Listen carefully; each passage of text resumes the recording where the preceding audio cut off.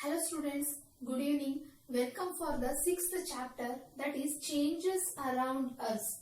The topics to be covered in this lesson are introduction, change, reversible change, irreversible change, examples of changes from day-to-day life. Change. What comes to your mind when you think of change? A lot of changes keep happening around us. In fact, a lot of changes keep happening within ourselves. So what kind of change are we talking about? You go to a parlor to get an haircut.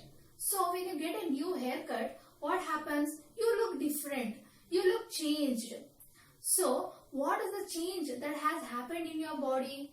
So it's your hairstyle has changed. Maybe earlier you had a long hair, now you have a short hair. Or maybe earlier you had a straight hair, now you have a curl hair. So the pattern of your hair or the style of your hair has changed, because of which your look is different. So that difference which is being noticed is nothing but change. When you think of a piece of paper, right? Now you have a piece of paper on which something is written here. What would happen if this piece of paper is cut into pieces, or if you tear it into pieces? What happens? Does the pieces of paper look exactly similar to how it is used to be before? No, I mean this is how it looked, entire sheet of paper.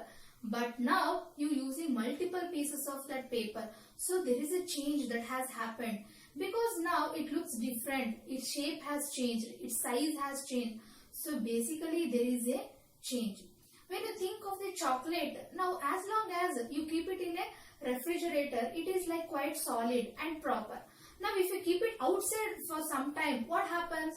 The chocolate starts melting. So if you keep it in sun or keep it in high temperature, it starts melting. So do you think that a change has taken place? Yes, because now the top, it looks quite different from that of the solid chocolate. So we see that there is a change. And think of an egg. We often prepare omelette from egg. So don't you think that they are different, omelette and egg? The both of them appearance wise they are different, taste wise they are different. I mean shape, size, everything is different. So there we have a change. Because the omelette is anyways prepared from the egg. So both are kind of linked, but still they are much different from each other. So in each of these examples, we see that something new is happening. So whether you take a haircut, you look different, you have a new look. Whether you talk about tearing paper into pieces, so there also you have a new shape, new size.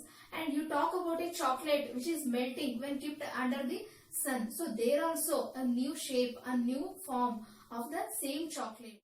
So, or you talk about the omelette which is being formed from the egg. So when you fry it, the structure, the composition of the omelette just changes and it becomes quite different from that of the egg. So see, everywhere you see a change.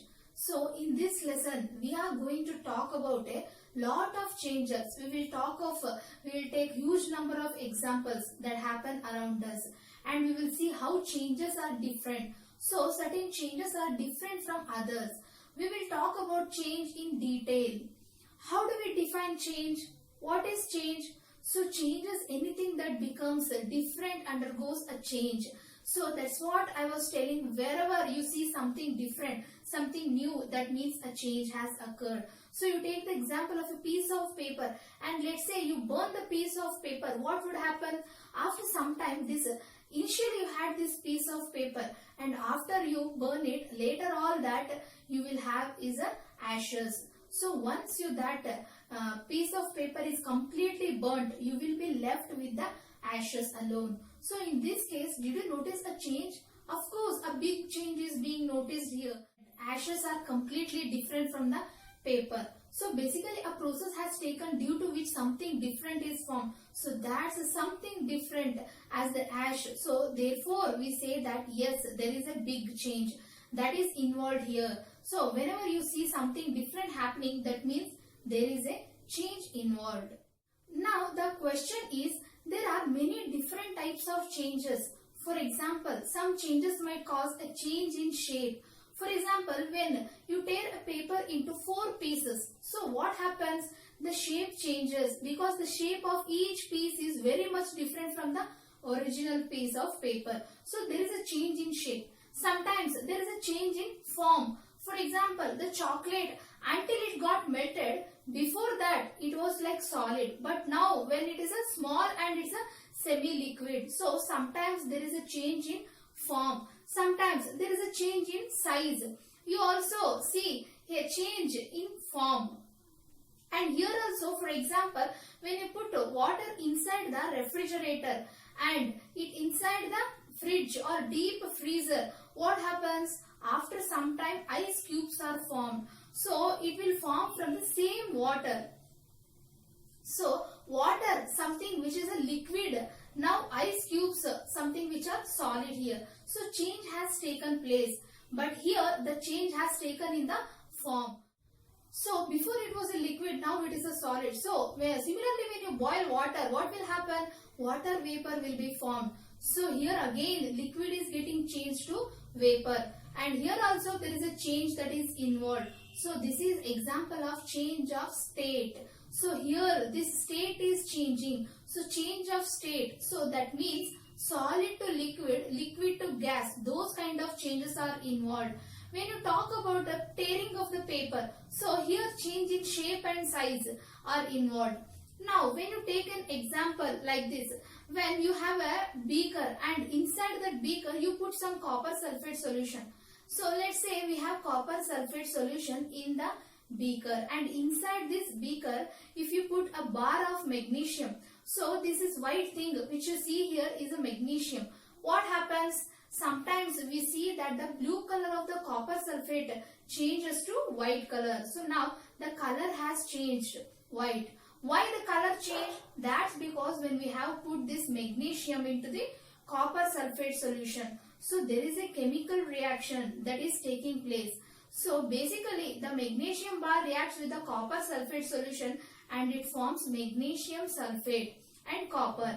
As a result, what happens is the color of the solution earlier was blue. Now the color of the solution becomes colorless because magnesium sulfate is colorless. Initially the color of the bar was white, but now it changes to copper color which is blue. So now you say the color of the bar is changed to blue. The color of the solution has changed to colorless. Now please do not bother yourself with these chemical equations because I am just trying to tell you that how changes happen. So in a lot of changes, chemical reactions take place inside, because of which some new substances are formed. And you do which we observe a difference in the appearance or shape or size or state, and that's how we see that a change has taken place. So whenever there is a change, that means a change has occurred. Either it's a shape or size or color or texture or state. So one of these parameters must have undergone a change. Now when we talk about types of changes, so at this level we are going to talk about two categories of changes. Certain changes which are reversible, and that is you can reverse them. So you start with some original substance or maybe some initial substance. You start with an initial substance and after some time it undergoes a change. So you get something new or something different. So that is a changed product. But it is also possible to get back the original substance from the changed substance. Let's say you got a haircut. So what was the initial state? When you had long hair. Now after you took a haircut, you have short hair. So short hair is the final and long is the initial state. So when I am saying that a change is reversible, that means that the short hair again can be reversed back to long hair. That is, the short hair can even give rise to long hair. So that would be an example of reversible change. Now when you talk about the irreversible change, that means in this type of change, from the initial state you will go to the final state only. Then you say that a change has taken place, but it is not possible to come back to the initial state again. So let's say you have something like this. So let's say you have a piece of paper and you burn it. Now when you burn that piece of paper, what is the result? So your initial state was the paper, right? So paper was your initial substance. Now after you burn it, what do you get? After it is burnt completely, you get ashes. Now can you get back the paper from the ashes? Can't. So that means that is an example of irreversible change. But let me give an example of reversible change.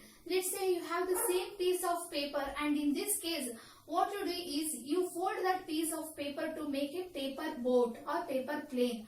So you just fold the paper to make curves, and that's how you create a paper boat. Now can you get back the paper from the paper boat? Yes, if you just unfold it, you will again get back the same sheet of paper. So this would be an example of reversible change. So getting a paper boat from paper is reversible change, but burning the paper into ashes is an irreversible change. So that is the main difference between reversible and irreversible change. So now what we are going to do is we are going to keep lot of examples from around us, and we are going to analyze whether that change is a reversible change or an irreversible change.